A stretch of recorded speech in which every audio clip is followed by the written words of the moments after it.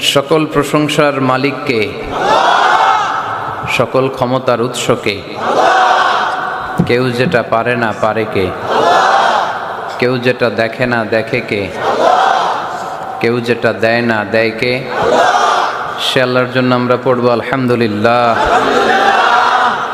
সবাই পড়ে রব্বানা লাকাল হামদ হামদান কাসীরান তাইয়িবান মুবারাকান ফীহি ইয়া রাব্বি লাকাল হামদু কামা ইয়ানবাগি লিজালালি ওয়াজহিকা ওয়া আযীমি সুলতানিকা। লাকাল হামদু বিল ঈমান লাকাল হামদু বিল ইসলাম লাকাল হামদু বিল কুরআন। আমরা প্রশংসা করলাম কার? সব সময় প্রশংসা করব কার? খাওয়ার সময়, ঘুমানোর সময়, সব কিছুর সময় প্রশংসা চলবে একজনের। তিনি কে? আল্লাহ তাআলাকে রব হিসেবে পেয়ে আমরা খুশি না বেজার? আল্লাহ রাসূল সাল্লাল্লাহু আলাইহি ওয়াসাল্লামকে নবী হিসেবে পেয়ে আমরা খুশি না বেজার? আল্লাহ রাসূল সাল্লাল্লাহু আলাইহি ওয়াসাল্লামের চেয়ে শ্রেষ্ঠ মানুষ পৃথিবীতে হতে পারে? The most amazing personality in the world, গোটা বিশ্বের সবচাইতে অসাধারণ ব্যক্তিত্ব। তিনি মানুষ ছিলেন, কিন্তু সাধারণ মানুষ নন, অসাধারণ মানুষ। তিনি মানব, যেন তেন মানব নন, তিনি মহামানব। এজন্য তার প্রশংসা শুধু আমরাই করি না, গোটা বিশ্বের সবাই করে, ঠিক কিনা? বিষ্ণু ঈসা ইসলামকে লোকজন সুপারম্যান বলতে বাধ্য হয়েছে। মানে এমন লোক যে মাটি ধরলে এটা শোনা হয়ে যায়। পরশ পাথর ছিল তার হাতে। সুবহানাল্লাহ পড়েন। সে কোন বন্ধু বলো বেশি বিশ্বস্ত, সে কোন বন্ধু বলো বড় বিশ্বস্ত। কার কাছে মন খুলে দেয়া যায়, কার কাছে প্রাণ খুলে দেয়া যায়, হওয়া যায় অতি আশ্বস্ত। তার নাম আহমদ বড় বিশ্বস্ত। সুবহানাল্লাহ পড়েন। সাইয়েদনা ঈসা আলাইহিস সালামকে আল্লাহ পৃথিবীতে পাঠিয়েছেন শুধু এই অ্যানাউন্সমেন্টটা দেওয়ার জন্য যে ইয়াতি মিন বাদি ইসমুহু আহমদ, আমার পরে একজন নবী আসবে যার নাম হবে আহমদ। আহমদ বড় বিশ্বস্ত। এজন্য রাসূল সাল্লাল্লাহু আলাইহি ওয়াসাল্লামকে আমরা নবী হিসেবে পেয়ে খুশি না বেজার? ইসলামকে ধর্ম হিসেবে পেয়ে খুশি না বেজার? কিন্তু অনেকেই আমরা যে মুসলমান এটা নিয়ে খুশি না।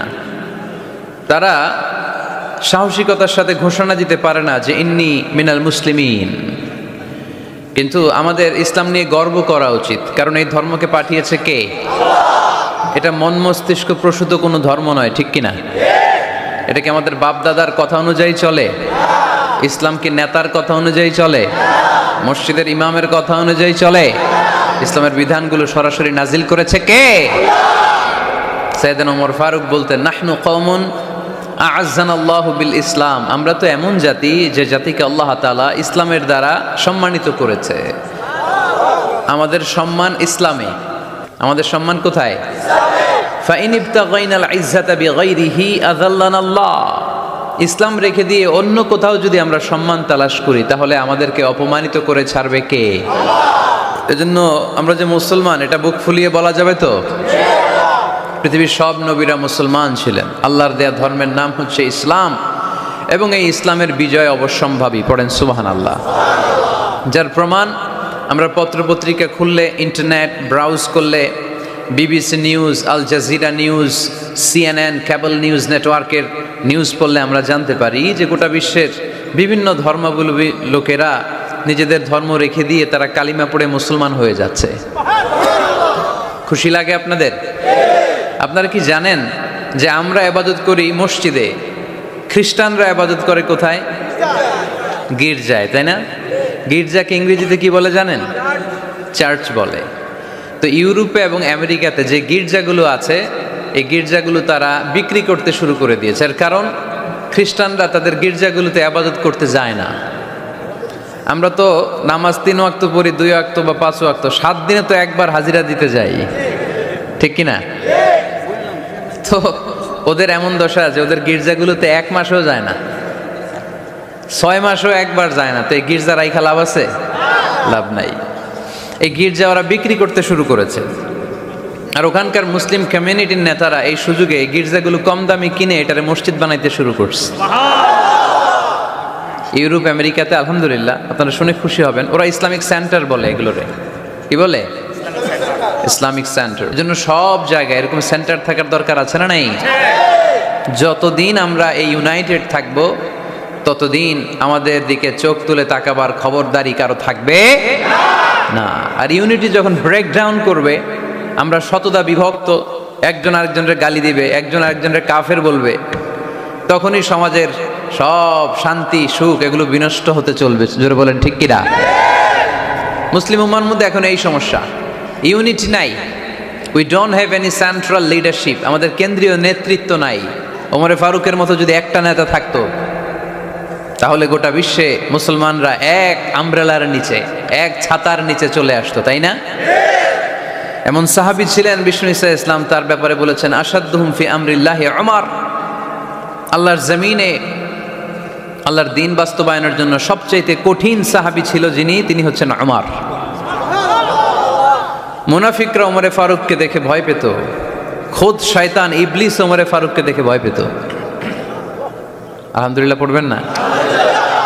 বিষ্ণু ঈসা ইসলাম বলতেন, ওমর তুমি যদি এই রাস্তা দিয়ে হাঁটো আর শয়তান তোমারে দেখে, তাহলে শয়তান এই রাস্তা রেখে দিয়ে অন্য রাস্তা দিয়ে হাঁটে। লা নবিয়্যা বা'দি ওয়ালা রাসূলা। আল্লাহ রাসূল বললেন, আমার পরে কোনো নবীও নাই, রাসূলও নাই, তবে আমার পরে কেউ যদি নবী হতো ওমর নবী হয়ে যেত। এরকম একজন ওমরের আমাদের দরকার, এরকম একজন ওমরের অপেক্ষায় আমরা। একজন হলেই চলবে, কয়জন লাগবে? যুগ জামানা পাল্টে দিতে চাই না অনেক জন, এক মানুষই আনতে পারে জাতির জাগরণ। এক মানুষই বিপদকালে বাঁচায় কাফেলায়, ক্ষুদ্র ডিঙ্গি বাঁচায় জাহাজ অসীম দরিয়ায়। কয়জন ওমর দরকার? আমরা সেই ওমরের জন্য অপেক্ষা করছি, যার নেতৃত্বে, যেই আল ইমাম আল মাহদি, যার নেতৃত্বে গোটা বিশ্বে শান্তি সভ্যতা ভদ্রতা আবার প্রতিষ্ঠিত হবে। এক ছাতার নিচে মুসলমানেরা থাকবে, কেউ কারো ব্যাপারে হৃদয়ে কোনো বিদ্বেষ রাখবে, ঘৃণা রাখবে, কেউ কাউকে গালি দিবে না। এই সুসম্পর্ক, এই ঐক্যের জন্যই ইসলাম একসাথে উদখুলু ফিস সিলমি কাফা, পরিপূর্ণভাবে সবাই মিলে ইসলামের রশিকে আঁকড়ে ধরো, তাহলেই বরকত দিবে কে? ওমরে ফারুক বলতেন, নাহনু কওমুন আ'আজ্জানাল্লাহু বিল ইসলাম, আমরা তো এমন জাতি যে জাতিকে আল্লাহ তাআলা ইসলাম দিয়ে সম্মানিত করেছে। আমাদের সম্মান ইসলামে, এখন ইসলাম রেখে দিয়ে অন্য জায়গায় সম্মান খুঁজি, এজন্যই লাথি খাই, এজন্যই অপমানিত, এজন্যই নেতৃত্ব শূন্য। জোরে বলেন ঠিক কিনা? গোড়ার দিকে যদি না যাই, মূলের দিকে যদি ফিরে না আসে, আমাদেরকে গালি দেয় মৌলবাদ। মৌলবাদ মানে হচ্ছে যে মূলের দিকে ফিরে আসে, return back to the root. শিখর থেকে, শেকড় থেকে শিখরে, শিখরে যেতে হলে আগে শেকড়ে যেতে হবে। জোরে বলেন ঠিক কিনা? এজন্য ঐক্যের কোনো বিকল্প নাই। আমি আমার আলোচনার শুরুতেই এই মেসেজটা আপনাদের কাছে ড্রপ করতে চাই যে আসুন আমরা কাদা ছোড়াছুড়ি ছেড়ে দেই, হিংসা বিদ্বেষ ভুলে যাই, হৃদয়টারে সবার জন্য উজাড় করে দেই। মুমিনদের হৃদয়ে থাকবে সবার জন্য ভালোবাসা। কি থাকবে? আল্লাহ রাসূল সাল্লাল্লাহু আলাইহি ওয়াসাল্লাম মক্কা থেকে যখন মদিনাতে গেলেন, তিনি দেখলেন দলে দলে লোকজন কালিমা পড়ে মুসলমান হচ্ছে, বড় একটা মুসলিম কমিউনিটি গড়ে উঠল। আল্লাহ রাসূল সাল্লাল্লাহু আলাইহি ওয়াসাল্লাম খেয়াল করে দেখলেন ওখানে শুধু মুসলিম কমিউনিটি নয়, ওখানে জিউস কমিউনিটি আছে, মানে ইহুদি কমিউনিটি। মদিনাতে ইহুদিরাও থাকতো। আবার খেয়াল করে দেখলেন আশেপাশে খ্রিস্টান কমিউনিটিও আছে। তাহলে মোট কয়টা কমিউনিটি হইল? রাসূল সাল্লাল্লাহু আলাইহি ওয়াসাল্লাম এই 3 দলকে নিয়ে একটা চার্টার করলেন, চার্টার। ইতিহাসে এটা মদিনা চার্টার নামে পরিচিত, মদিনা সনদ। সুবহানাল্লাহ পড়েন। 3 ধর্মের লোক, 3 জাতি একসাথে থাকে, আর আমরা এক বাঙালি এক দেশে থাকতে পারি না। তো সম্মানিত সুধী, রাসূল সাল্লাল্লাহু আলাইহি ওয়াসাল্লাম ইহুদিদের সাথে বসেছেন। মদিনা চার্টারে যদি তিন ধর্মের লোক থাকে, মানে Muslim community, Jews community and the Christian community যদি থাকে, তার মানে এই মদিনা সনদের মধ্যে স্বাক্ষর করেছিল তিন কমিউনিটির নেতারা। ইহুদিরাও ছিল, খ্রিস্টানরাও ছিল। তো আল্লাহ রাসূল সাল্লাল্লাহু আলাইহি ওয়াসাল্লাম ইহুদিদের সাথে বসেছেন, চুক্তি করেছেন 10 বছরের লম্বা সময়ের।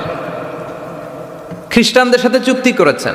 রাসূল সাল্লাল্লাহু আলাইহি ওয়াসাল্লাম খ্রিস্টানের সাথে বসতে পারে, ইহুদির সাথে বসে সনদ তৈরি করতে পারে, মদিনার সনদ। কিন্তু আমরা মুসলমানের সাথে বসতে পারি, একজন আরেকজনের ছায়া দেখতে পারে না। হিংসা, বিদ্বেষ, জেলাসি, অহংকার, ঠিক কিনা? লা ইয়াদখুলুল জান্নাতা মান কানা ফি কলবিহি হাববাতু খারদাল মিনাল কিবর। যার অন্তরে যাররা পরিমাণ অহংকার থাকে সে কোশ্চিনকালেও আল্লাহর জান্নাতে প্রবেশ করতে পারবে না। আমরা যেন এই অহংকার থেকে মুক্ত হতে পারি, আমরা যেন ব্রড মাইন্ডেড হতে পারি, আমরা যেন ভিন্ন মতের লোকদেরকে রেসপেক্ট করতে পারি, ভিন্ন মতকেও যেন আমরা সহ্য করতে পারি। আমাদের দেশে এত কাদা ছোড়াছুরি, এত মারামারি কেন জানেন? আমরা ভিন্ন মতকে দমন করতে চাই, ভিন্ন মতকে আমরা স্পেস দিতে চাই না, ফলেই এত ঠেলাঠেলি। এজন্য মতামত বিভিন্ন থাকবে। This is the beauty of Islam, unity in diversity, unity in diversity. ঐক্য হবে, বৈচিত্র্যের মাঝে আমাদেরকে ঐক্য খুঁজতে হবে। এক একজন এক এক চেহারা, এই তুমি কালা হইলা কেন, তুমি খাটো হইলা কেন, তুমি লম্বু কেন, এরকম বললে চলবে? তুমি এই পীর সাহেবের মুরিদ কেন, আমি যে পীর সাহেবের মুরিদ হইছি ওইখানে আসো না কেন, বলা যাবে না। Unity in diversity. রাসূল সাল্লাল্লাহু আলাইহি ওয়াসাল্লাম ইহুদিদেরকে স্পেস দিয়েছেন, খ্রিস্টানদেরকে স্পেস দিয়েছেন। মনে রাখতে হবে, ঐক্য প্রক্রিয়ার নাম হচ্ছে, এটা এমন একটা প্রক্রিয়া যেখানে সবাই একই চিন্তা চেতনা পোষণ করবে এমনটা নয়, বরং এক একজনের এক এক চিন্তা, কিন্তু মৌলিক বিষয়ে সবাই এক। ইউনিটি ইন ডাইভার্সিটি, বৈচিত্র্যের মাঝে আমাদেরকে ঐক্য খুঁজতে হবে। প্রিয় ভাইরা, কথা বুঝতে পেরেছেন? আপনারা কি ঐক্যের পক্ষে না বিপক্ষে? আমরা যেন ঐক্যবদ্ধ হতে পারি, আল্লাহ তুমি তৌফিক দান করো। আমরা যেন হিংসা বিদ্বেষ ভুলে যে ইসলামের কল্যাণে কাজ করতে পারি, তুমি তৌফিক দান করো। আরো জোরে পড়ি আমিন। রাসূল সাল্লাল্লাহু আলাইহি ওয়াসাল্লামের কাছে একটা কসমেটিক্সের বক্স থাকতো সবসময়, জরুরি 5-6টা জিনিস এর ভেতরে থাকতো। ওখানে আল্লাহ রাসূল সাল্লাল্লাহু আলাইহি সাল্লাম চিরুনি রাখতেন। চিরুনি, আপনারা চুল আঁচড়ান তো চিরুনি দিয়ে, সবসময় পরিপাটি থাকবেন, এটা সুন্নাহ। পরিচ্ছন্ন, ফিট থাকা, সবসময় গেট আপটা ভালো থাকা, এটা সুন্নাহ। আল্লাহ রাসূল সাল্লাল্লাহু আলাইহি ওয়াসাল্লাম কোনো বিদেশি ডেলিগেট আসলে তাদের সাথে দেখা করার আগে সময় নিতেন, নিজেকে গুছিয়ে নিতেন। সুবহানাল্লাহ পড়েন। চুলগুলো আঁচড়ে রাখতেন এই চিরুনি দিয়ে। তাহলে ব্যক্তিগত কসমেটিক্স বক্সে আল্লাহ রাসূল সাল্লাল্লাহু আলাইহি ওয়াসাল্লাম যে জিনিসগুলো রাখতেন তার মধ্যে একটি হচ্ছে চিরুনি। 2 নম্বর, আল্লাহ রাসূল সাল্লাল্লাহু আলাইহি ওয়াসাল্লাম জাইতুনের তেলের একটা ছোট্ট বোতল রাখতেন। ওয়াত্তিনি ওয়াজ জাইতুন, অলিভ অয়েল। তো অলিভ অয়েল রাখতেন, চিরুনি রাখতেন। এরপরে সুরমাদানি রাখতেন, সুরমা, চোখে আল্লাহ রাসূল সাল্লাল্লাহু আলাইহি ওয়াসাল্লাম সুরমা দিতেন। এরপর আল্লাহ রাসূল সাল্লাল্লাহু আলাইহি ওয়াসাল্লাম উতুর রাখতেন, উতুর পারফিউম, আতর দিতেন। কিছু কিছু বিষয় আছে, আরবাউন মিন সুনানিল মুরসালিন, 4টা সুন্নাহ আছে, সব নবীদের সুন্নাহ, সবাই এটা করেছেন। এর মধ্যে একটা হচ্ছে উতুর, সব নবীরা আতর দিতেন। সুবহানাল্লাহ, বাড়িতে যাই বললেন আতর দিবেন, এটা সুন্নাহ। আপনার ইমপ্রেশনটাকে আরো সুন্দর করবে। First impression lasts long. প্রথম দেখায় যারা ভাল লাগে, এটা সবসময় ভাল লাগে, ঠিক কিনা? প্রথমেই যদি কারোর সাথে কথা বলতে যাওয়ার পরে দেখা যায় আপনারা দেখতে খারাপ লাগে, গায়ে দুর্গন্ধ, আসবে আর আপনার কাছে? আসবে না। এরপর আসিওয়াক, ওই কসমেটিক্স বক্সে আল্লাহ রাসূল সাল্লাল্লাহু আলাইহি ওয়াসাল্লাম মেসওয়াক রাখতেন। কি রাখতেন? এটাও সব নবীদের সুন্নাত। তো আমরা যেন পরিপাটি থাকি, সবসময় যেন পরিপাটি থাকি। তো মৌমাছির নামে সূরা দিলেন, এরকম এক ভাই বলল যে মাকড়সার নামে, হ্যাঁ, আল আনকাবুত নামে সূরা দিয়েছে। এভাবে আল্লাহ তাআলা পরিবারের নামে সূরা দিয়েছেন। ওই সূরাটার নাম আলে ইমরান। কি নাম? সূরাটার নাম হচ্ছে আলে ইমরান। সূরাটার নাম কি? আলে ইমরান। এখানে আল্লাহ তাআলা 133 নম্বর আয়াতে আমাদের অ্যাপ্রোচিং ঠিক করে দিয়েছেন। ডানে যাব না বায়ে যাব? কই যাবেন? ডানে যাবেন। ডানে আছে ক্ষমা, আর আছে জান্নাত। ডানে আছে কি? আর আছে জান্নাত। সবাই বলেন, ডানে আছে কি? ক্ষমা, আর আছে জান্নাত। ডান দিকে গেলে আল্লাহর ক্ষমা পাওয়া যাবে আর জান্নাত পাওয়া যাবে। এই দুইটাই তো দরকার। বেশি কিছু লাগে নাকি? আর বাম দিকে গেলে আল্লাহর ক্রোধ, রাগ আর জাহান্নাম।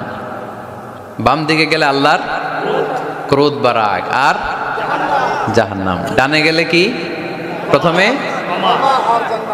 ক্ষমা আর জান্নাত। এই দুইটা শব্দ একটু মুখস্থ রাখতে হবে আজকে। ক্ষমা আর দুইটা জিনিস পাওয়া যায় ডানে গেলে। এক নাম্বার, দুই নাম্বার। সবাই বলেন, এক নাম্বার, দুই নাম্বার। এবার আঙ্গুল উঁচু করে বলেন,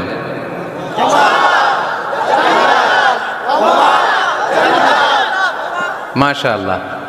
তাহলে ডানে গেলে পাওয়া যায় ক্ষমা আর জান্নাত, বায়ে গেলে পাওয়া যায় আল্লাহর ক্রোধ বা রাগ আর জাহান্নাম। নাও দ্য ডিসিশন ইজ ইয়োর্স। সিদ্ধান্ত আপনাদের। where to go, where to approach and where to proceed, where to move on। কোন দিকে যাবেন? এই কয়েকজনের সিদ্ধান্ত ডানে, বাকিদের আপনাদেরও ডানে। যারা দাঁড়ায় আছেন তাহলে আওয়াজ করে বলতে হবে, ছুটবো কোথায়, ডানে না বায়ে? আল্লাহ এটাই বলেছেন, ওয়াসারিউ ইলা মাগফিরাতিন মির রাব্বিকুম ওয়া জান্নাতিন আরদুহা আস-সামাওয়াতু ওয়াল আরদ। ছোট, সারিউ মানে ছোট। যারা আলেম আছেন তারা জানেন সারিউ মানে কি? ছোট। ধাবিত হও ইলা মাগফিরাতিন মির রাব্বিকুম, তোমার রবের পক্ষ থেকে ক্ষমার দিকে, ওয়া জান্নাতিন আর এমন জান্নাতের দিকে, আরদুহা আস-সামাওয়াতু ওয়াল আরদ, যে জান্নাতের বিস্তৃতি হচ্ছে আকাশ জমিন বিস্তৃত। পড়েন সুবহানাল্লাহ। তাহলে আল্লাহ ডান দিকে ছুটতে বললেন, ক্ষমার দিকে ছোট, জান্নাতের দিকে ছোট। ক্ষমা লাভের প্রতিযোগিতা করো, জান্নাত লাভের প্রতিযোগিতা করো। কিন্তু আমরা কি ক্ষমা আর জান্নাত লাভের প্রতিযোগিতা করি? আমরা কি ভালো কাজের প্রতিযোগিতা করি? আল্লাহ বললেন ফাস্তাবিকুল খায়রাত, ভালো কাজের জন্য প্রতিযোগিতা করো। আমরাও প্রতিযোগিতা করি খারাপ কাজের, তাই না? দুনিয়া কামানোর প্রতিযোগিতা করি আমরা। কি করে বেশি অর্থ উপার্জন করে যায়, হালাল পন্থায় হোক বা হারাম পন্থায় হোক, টাকা কামানোর প্রতিযোগিতা আছে না নাই? ক্ষমতার দাপট দেখিয়ে লড়াইয়ে টিকে থাকার প্রতিযোগিতা করি আমরা, জোরে কোন ঠিক কিনা? আমরা প্রাসাদ বানানোর প্রতিযোগিতা করি, আমরা বিশ্ব সুন্দরী প্রতিযোগিতা করি। আল্লাহ বোঝাতে চাইলেন দুনিয়ার ক্ষণস্থায়ী প্রতিযোগিতায় নেমে সময় নষ্ট করো না, ভালো কাজের প্রতিযোগিতা করো আর ক্ষমার জান্নাত লাভের জন্য ছোট। এটা এমন জান্নাত যেই জান্নাতটা আকাশ জমিন বিস্তৃত। সুবহানাল্লাহ। ওয়াসারিউ ইলা মাগফিরাতিন মির রাব্বিকুম ওয়া জান্নাতিন আরদুহাস সামাওয়াতু ওয়াল আরদ উইদ্দাত লিল মুত্তাকিন। সুবহানাল্লাহ পড়েন।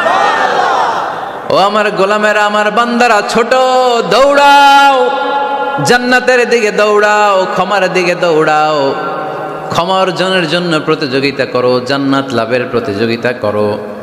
এমন জান্নাত আরদুহাস সামাওয়াতু ওয়াল আরদ, যেই জান্নাত আকাশ জমিন পর্যন্ত বিস্তৃত। বিশাল জান্নাত। জান্নাতে কি ধাক্কাধাক্কি আছে? ঠেলাঠেলি? জায়গা নিয়ে মারামারি?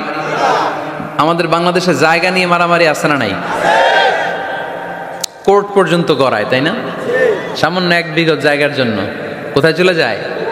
কোর্টে। কোর্ট পর্যন্ত গড়ায়। কিন্তু জান্নাতে এই জায়গা নিয়ে ধাক্কাধাক্কি হবে? বিশাল জান্নাত, বিশাল জান্নাত। সর্বশেষ যেই লোকটা 1000 বছর জাহান্নামে পোড়ার পরে জান্নাতে ঢুকবে, ওই লোকের জান্নাতের যে সাইজ হবে এটা এই দুনিয়ার সাইজের 10 গুণ বড় হবে। আগের কালে আমাদের যে দরজাগুলো ছিল গ্রাম বাংলায়, দরজাগুলোর 2টা কপাট ছিল, জানেন? 2টা কপাট একসাথে আইনার পরে তালা লাগাইতো। এখনই না 1 কপাটের দরজা শার্ট করে খুলে যায়, এখনো আছে। তো আল্লাহ রাসূল সাল্লাল্লাহু আলাইহি ওয়াসাল্লাম বললেন জান্নাতের যে দরজার 2টা কপাট, এই 2টা কপাটের একটা কপাট কত বড় শোনো। ইন্না আল মিসরাআইন মিন মাসারি'আল জান্নাহ মা বাইনা মাক্কাহ ওয়া হাজার। জান্নাতের 2 দরজার 2 কপাটের একটার সাইজ হচ্ছে সৌদির মক্কা শহর থেকে বাহরাইনের হাজার শহর যত দূর, জান্নাতের একটা কপাটের দূরত্ব তত দূর। এর মানে হচ্ছে সৌদির মক্কা শহর থেকে বাহরাইন যত দূর, ওই হিসাবে কয়েকশো কোটি লোক, কয়েকশো একসাথে জান্নাতে ঢুকবে। এক ধাক্কায় কয়েকশো কোটি কিংবা কয়েক হাজার কোটি ঢুকে যাবে। তাহলে ওই জান্নাতে কোনো ধাক্কা ধাক্কি, ঠেলাঠেলি, কিলাকিলি, সুবহানাল্লাহ পড়ে। ওয়াসারিউ ইলা মাগফিরাতিন মির রাব্বিকুম ওয়া জান্নাতিন আরদুহাস সামাওয়াতু ওয়াল আরদ উইদ্দাত লিল মুত্তাকিন। আল্লাহ বললেন ক্ষমার দিকে ছোট, আর এমন জান্নাতের দিকে ছোট যেই জান্নাতটা আকাশ জমিন বিস্তৃত। উইদ্দাত লিল মুত্তাকিন, মুত্তাকিনদের জন্য এই জান্নাতকে তৈরি করে রেখেছে কে? আল্লাহ। তার মানে জান্নাত একটা সাম্প্রদায়িক জায়গা। জান্নাত একটা কি জায়গা? যেখানে মুত্তাকিরা ছাড়া কেউ ঢুকতে পারবে নাকি সবাই ঢুকতে পারবে? সবাই ঢুকতে পারবে না, ওখানে শুধু মুত্তাকিনরা ঢুকতে পারবে। উইদ্দাত লিল মুত্তাকিন, এটা মুত্তাকিনদের জন্য আল্লাহ তাআলা তৈরি করে রেখেছে। হাদিসে কুদসিতে আল্লাহ তাআলা বলেছেন, এই উইদ্দাতের এই শব্দের ব্যবহারই করেছেন আ'দাতু লিইবাদিয়াস সালিহিন, আমি আমার নেককার বান্দাদের জন্য এমন জান্নাত বানিয়েছি মা লা আইনুন রাআত, পৃথিবীর কোনো চোখ ওই জান্নাতের সৌন্দর্য দেখে নাই। ওয়ালা উযুনুন সামিআত, পৃথিবীর কোনো কান জান্নাতের কোনো সুন্দর শব্দের আওয়াজ শুনে নাই। ওয়ালা খাতারা আলা কলবি বাশার, মানুষ কল্পনাও করতে পারবে না যে জান্নাত কত সুন্দর। সুবহানাল্লাহ, সুবহানাল্লাহ আরো আসতে পড়েন। আল্লাহ বললেন উইদ্দাত লিল মুত্তাকিন, আমি আমার মুত্তাকিন বান্দাদের জন্য তৈরি করেছি। মুত্তাকিরা ছাড়া কেউ জান্নাতে প্রবেশ করতে পারবে নাকি? পারবে না। এখন মুত্তাকি কারা, তাদের বর্ণনা আল্লাহ সামনে দিবেন, শুনবেন আপনারা? আচ্ছা, এটা হচ্ছে কোরআনের একটা বর্ণনা ভঙ্গি। কোরআনের মধ্যে অনেক বেশি কোহেরেন্স আছে, সিকোয়েন্সটা অনেক সুন্দর। যখনই আল্লাহ বলবেন কাফিরিন, কাফের কারা, তার বর্ণনা দিবেন। এরপর যখন আল্লাহ বলবেন মুনাফিকিন, মুনাফিকিন কারা, আল্লাহ বর্ণনা দিবেন। এরপর যখনই আল্লাহ বলেছেন মুত্তাকিন, মুত্তাকিন কারা, তারপরে তার বর্ণনা দিবে। সুবহানাল্লাহ পড়েন।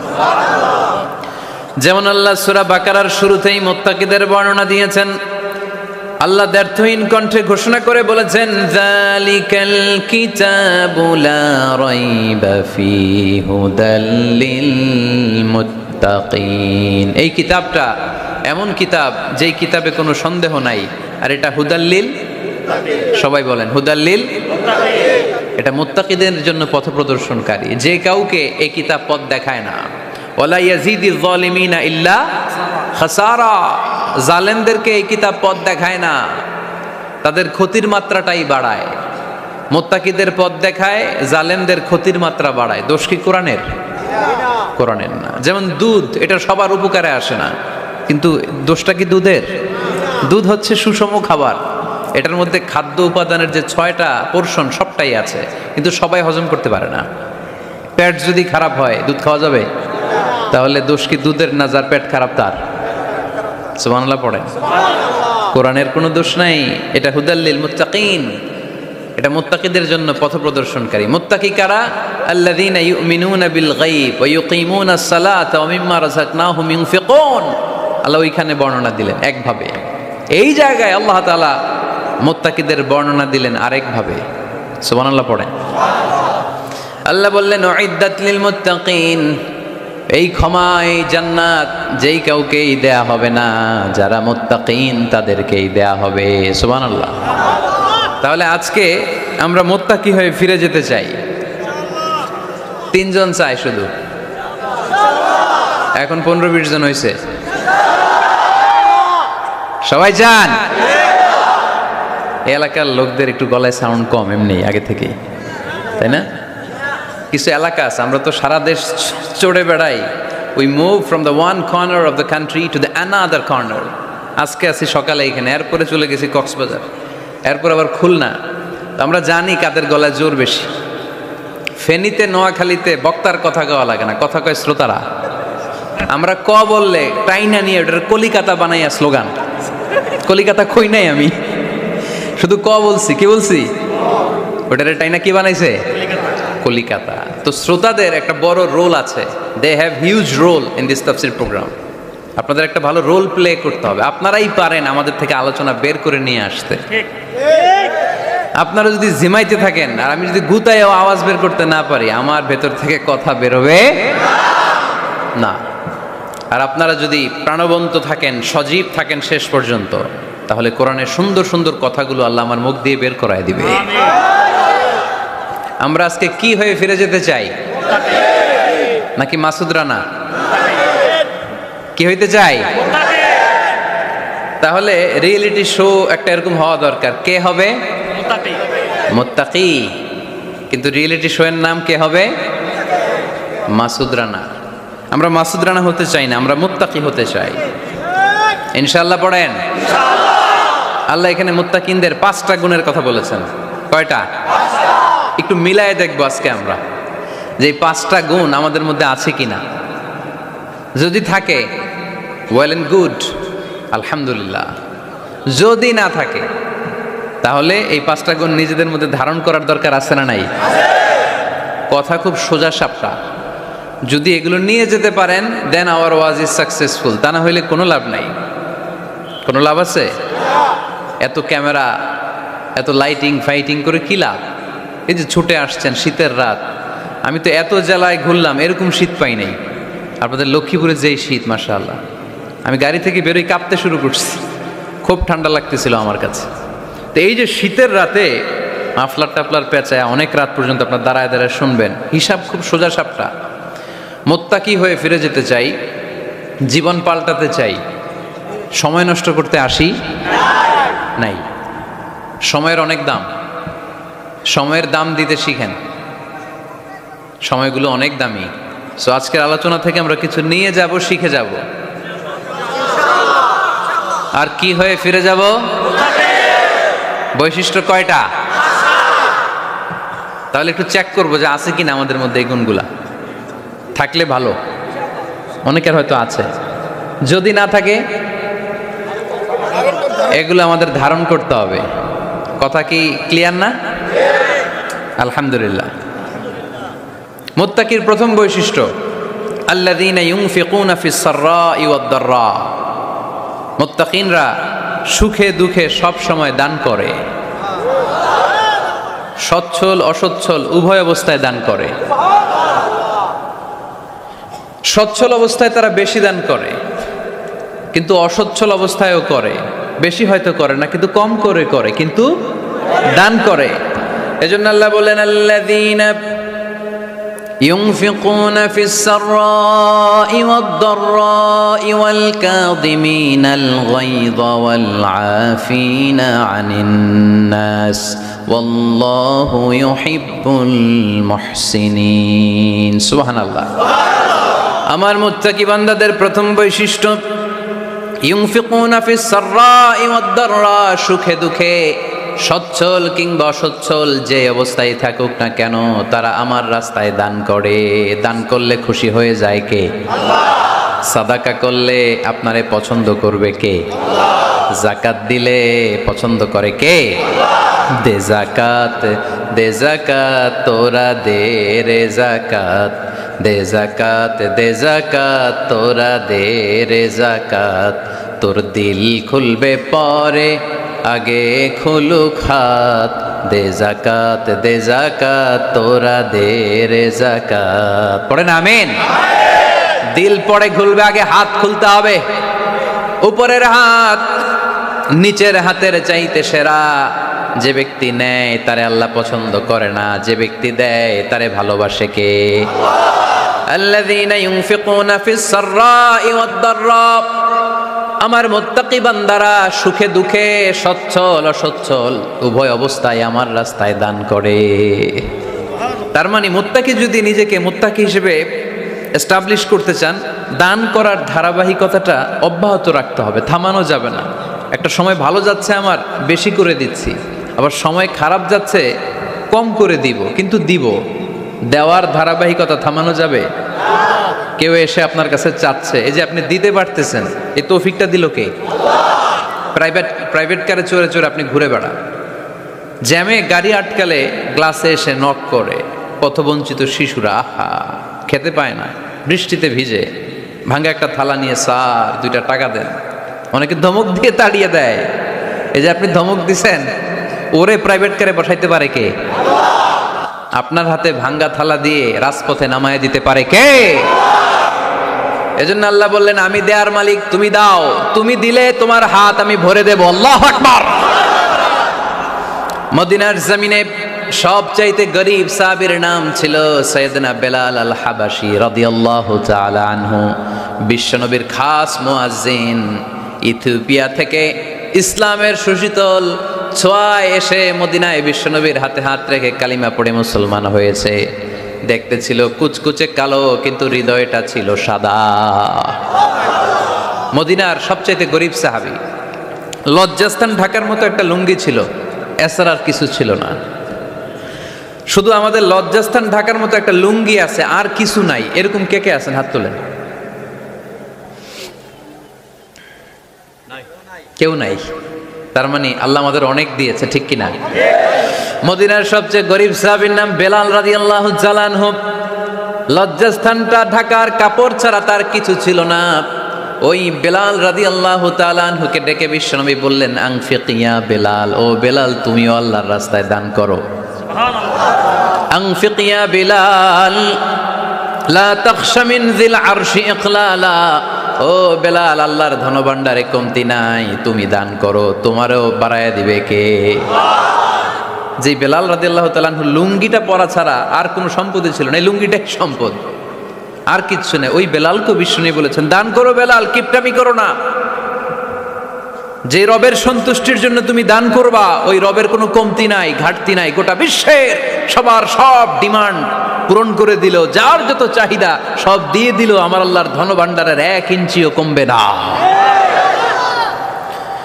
এজন্য মুত্তাকিদের প্রথম বৈশিষ্ট্য, আল্লাযীনা ينفقون في السراء والضراء والكاظمين الغيظ والعافين عن الناس والله يحب المحسنين। মুত্তাকিনদের প্রথম বৈশিষ্ট্য, সুখে দুঃখে সব সময় দান করে একজনের খুশির জন্য। তিনি কে?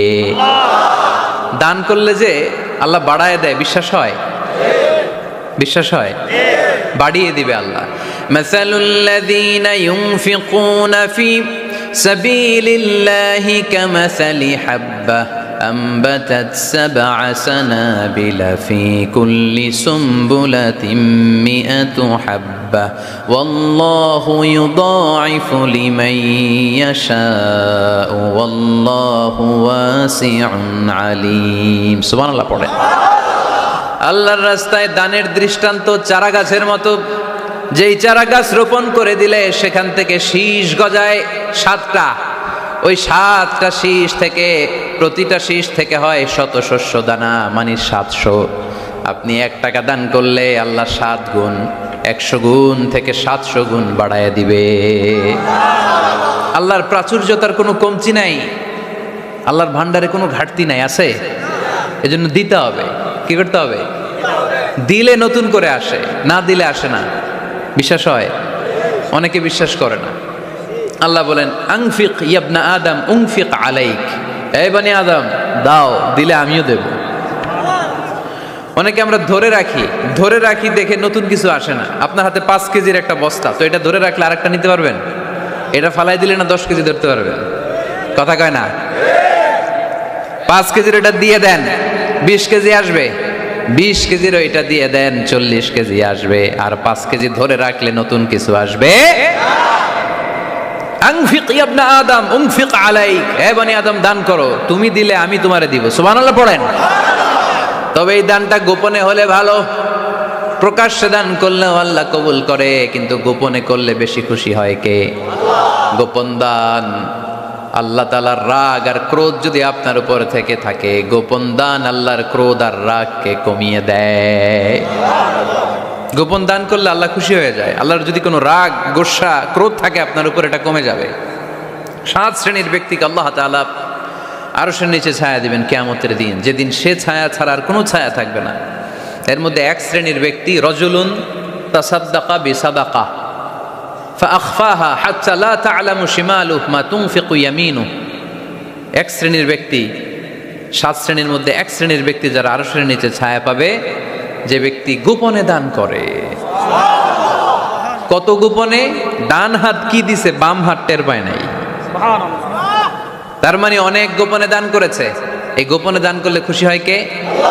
আল্লাকা সিররুন ইনদাল্লাহ বাইনাকা আনতা ওয়া বাইনাল্লাহ আল্লাকা সাদাকাতুন তাখফা লা ইয়ালামুহা ইল্লাল্লাহ আল্লাকা সিররুন ইনদাল্লাহ বাইনাকা আনতা ওয়া বাইনাল্লাহ আল্লাকা সাদাকাতুন তাখফা লা ইয়ালামুহা ইল্লাল্লাহ। সুবহানাল্লাহ পড়ে।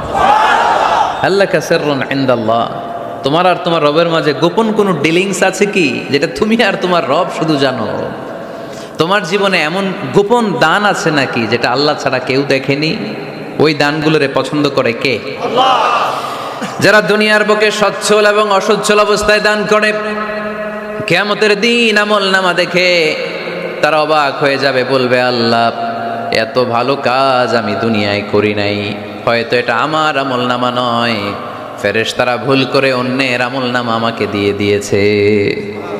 আল্লাহ বলবেন না আমার ফেরেশতারা ভুল করে না। ফেরেশতারা ভুল করে নাকি? তোমার আমলনামাই তোমার হাতে পৌঁছেছে। দানকারী বলবে আল্লাহ এত ভালো কাজ আমি করি নাই, কি করে এত আমলের পাহাড়?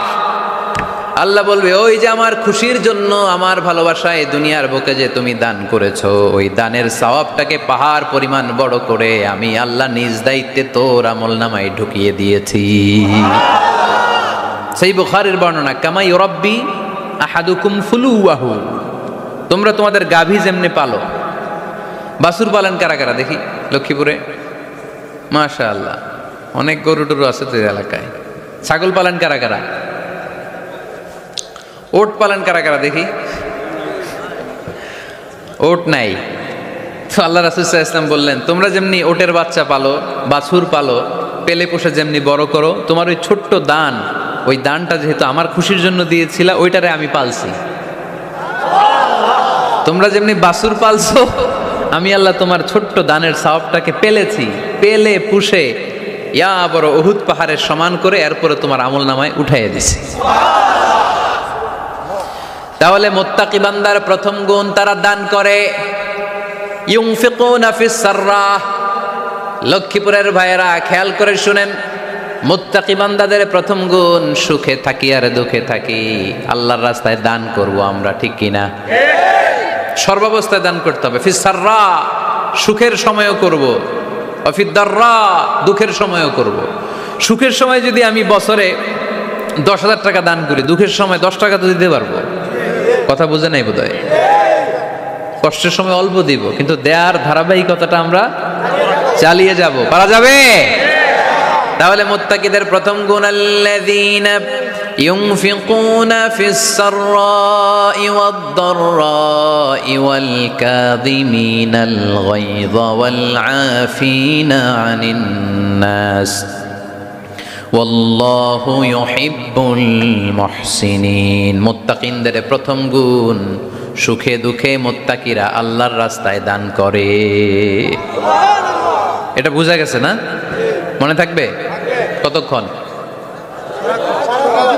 হ্যাঁ, কাল কি ভুলে যাবে? আজীবন? হ্যাঁ, আজীবন মনে থাকবে। মনের কান দিয়ে শুনতে হবে। এই কান না, মনেও একটা কান আছে, ওই কান দিয়ে শুনলে ভুলবেন না।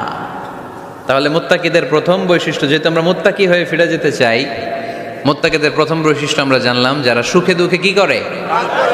দান করলে বাড়ায় দেয় কে? ধৈর্য রাখলে নতুন কিছু পাওয়া যায়, ওটা ছাইরা দেন, ওটা দিয়ে দেন, তাহলে নতুন কিছুর ব্যবস্থা করবে কে? তাহলে এটা বুঝে ফেলছেন না? হজম হয়েছে? হজম, এটার হজম করে ফেলেন। হয়ে গেছে গা? আচ্ছা, এবার আল্লাহ বললেন মুত্তাকিনদের 2 নাম্বার বৈশিষ্ট্য, ওয়াল কাযিমিনাল গায়যা। মুত্তাকি বান্দারা তাদের রাগকে হজম করে, রাগ সংবরণ করে, ক্রোধকে নিয়ন্ত্রণ করে। সুবহানাল্লাহ পড়েন। এইবার আসছে কঠিন ওয়াজ। এবার একজনকে হুজুর এটাই তো পারি না, এটাই তো পারি না। এটা পারতে হবে আপনাকে মুত্তাকি হতে চাইলে। ওয়াল কাযিমিনাল গায়জ, মুত্তাকিনরা নিজেদের রাগকে সংবরণ করে, রাগ হজম করে, রাগের সময় নিজের উপর নিয়ন্ত্রণ রাখে। আমাদের অনেকের অনেক রাগ, এত রাগ, রাগের সময় হিতাহিত জ্ঞান থাকে না, এরকম আছে না নাই? রাগ কিন্তু অনেক ভয়ঙ্কর জানেন। রাগ বেশি কার কার? লক্ষ্মীপুরের দেখি তো, খাইছে আছে তো দেখি, 3-4 জনের রাগ আছে না, বাকি সব আল্লাহর ওলি। লক্ষ্মীপুরের ঘরে ঘরে রাগ? আচ্ছা, লক্ষ্মীপুরের মানুষ অনেক ভদ্র, শান্ত শিষ্ট, রাগ টাগ নাই। হ্যাঁ, বাঙ্গালায় তো এই রাগ ভয়ঙ্কর। এটা রাগ কিন্তু ভয়ঙ্কর। মানুষ যখন রাগ করে তখন তার হিতাহিত জ্ঞান থাকে, কি করে কি বলে সে জানে। পৃথিবীর সবাই আমরা রাগী, কেউ কম কেউ বেশি, এটা ভেরি ন্যাচারাল। আমাদের দেহে একটা হরমোন আছে, অ্যাড্রেনালিন বলে আর কি এটাকে। Adrenaline hormone triggers up your bodies fight response. এটা যখন নিঃসরিত হয় দেহ থেকে, আপনার বডি তখন ফাইট করতে মনে চায়। কোপায়ালামু, মাইরালামু তরে, হোতায়ালামু অক করে, এরকম একটা অ্যাটিটিউড চলে আসে না? এটা ন্যাচারাল। এই অ্যাড্রেনালিন হরমোন যখন নিঃসরিত হয়, এটা আপনার ফাইট রেসপন্সকে ট্রিগার আপ করে। তখন আপনার দেহ খুব উত্তেজিত, ফাইট করতে মনে চায়, এখনই ধরি ওরে। আসলে নাই? তবে এটা ভালো কাজে লাগাইতে হবে। রাগটা পারা যাবে না। রাগ কিন্তু খুব ভয়ঙ্কর। এই রাগের শারীরিক মানসিক অনেক ক্ষতি আছে। হার্ট অ্যাটাক করে অনেকে রাগে, স্ট্রোক করে ফেলে। রাগ হচ্ছে অনেকটা ঝড়ের মতো। কিসের মতো? ঝড় যেমনি একদিক থেকে এসে সব লন্ড ভন্ড করে দিয়ে অন্য দিক দিয়ে ছুটে চলে যায়, যখন ঝড়টা হয় তখনও তো টের পাওয়া যায় না। রাগও তেমন। যখন রাগটা আসে, কি যে করে ফেলছি তখন বোঝা যায় না। রাগ চলে যাওয়ার পরে, মাথা ঠান্ডা হওয়ার পরে তখন বোঝা যায়, হায় রে এটা কি করলাম। রাগের সময় দিয়ে দিছে তালাক। রাগের সময় কি করছে? রাগ যখন শেষ তখন কয়, হায় হায় বউ তুমি তো আমার কৈতরি। মারামারি হয়, সম্পর্কের অবনতি হয়, স্বামী স্ত্রী সম্পর্কের বিচ্ছেদ ঘটে। বাবা ছেলের সাথে রাগ করে না? বাপে কয় দিমু না তোরে, কিচ্ছু দিমু না। পোলায় কয় দিবা না কে? বাপে কয় দিলাম না। পোলায় কয় মারলাম তোমারে। বাপে কয় তোরে ত্যায্য করলাম। পোলা কয় কোপ দিলাম। আছে না নাই? শুনবেন এরকম বাবা ছেলে হতাহতের ঘটনা, হাজব্যান্ড ওয়াইফ ডিভোর্স পর্যন্ত গড়ায়। বন্ধু বন্ধুর সম্পর্ক নষ্ট হয় এই রাগের কারণে। দেখছেন, আল্লাহ যেখানে যত ফোঁটা দেয়া দরকার ওই জায়গায় অত ফোঁটা দেয়। এটার নাম ইসলাম। এজন্য আল্লাহ বললেন মুত্তাকিদের 2 নাম্বার গুণ আল কাযিমিনাল গায়জ। মুত্তাকিনরা রাগকে সংবরণ করে, তারা অল্পতে চটে যায় না, তারা হট টেম্পার্ড না, তারা বুঝে শুনে কাজ করে, নিজের ক্রোধ আর রাগকে সংবরণ করতে জানে। সুবহানাল্লাহ পড়ে। আল্লাহ রাসূল বললেন লাইসা শাদীদু বিসুরআহ, কুস্তি করে যে অন্যকে শোয়ায় ফেলতে পারে সে শক্তিশালী নয়। ইন্নামা শাদীদুল্লাযী ইয়ামলিকু নাফসাহু ইনদাল গাদাব, রাগের সময় যেই ব্যক্তি নিজের উপর নিয়ন্ত্রণ রাখতে পারে আল্লাহর কাছে সেই হলো শক্তিশালী। এক একটা কথার ওজন দেখছেন আল্লাহ রাসূল সাল্লাল্লাহু আলাইহি ওয়াসাল্লামের। লাইসা শাদীদু বিসুরআহ, যে কুস্তি খেলতে পারে ভালো সে শক্তিশালী না, বরং ইন্নামা শাদীদুল্লাযী ইয়ামলিকু নাফসাহু ইনদাল গাদাব, রাগের সময় যে নিজেকে নিয়ন্ত্রণ করতে পারে সেই শক্তিশালী। সুবহানাল্লাহ পড়ো। এজন্য আমি মুত্তাকি হমু হুজুর। হুজুর আজকের ওয়াজ শুনে আমি মুত্তাকি, শুধু হাত তুলে মুত্তাকি বললে হবে? রাগ নিয়ন্ত্রণের, রাগ কন্ট্রোল করার অভ্যেস নিজের মধ্যে জাগ্রত করতে হবে, ঠিক কিনা? এক সাহাবী এসে বললেন, ইয়া রাসূলুল্লাহ আউসিনি ইয়া রাসূলুল্লাহ, আমারে কিছু নসিহত করেন, নসিহত করেন। বিশ্বনবী বললেন লা তাগদাবু, সাহাবী তুমি রেগে যেও না। সাহাবী বললেন নবী আবার নসিহত করেন। বিশ্বনবী বললেন তুমি রেগে যেও না। সাহাবী বললেন শুনলাম তো এটা, আরেকটা কিছু কোন। বিশ্বনবী বললেন রেগে যেও না। রাদ্দাদা মিরারান, বারবার যতবার সাহাবী বিশ্বনবীর কাছে নসিহত চাইলেন, বিশ্বনবী একটা নসিহতই করলেন।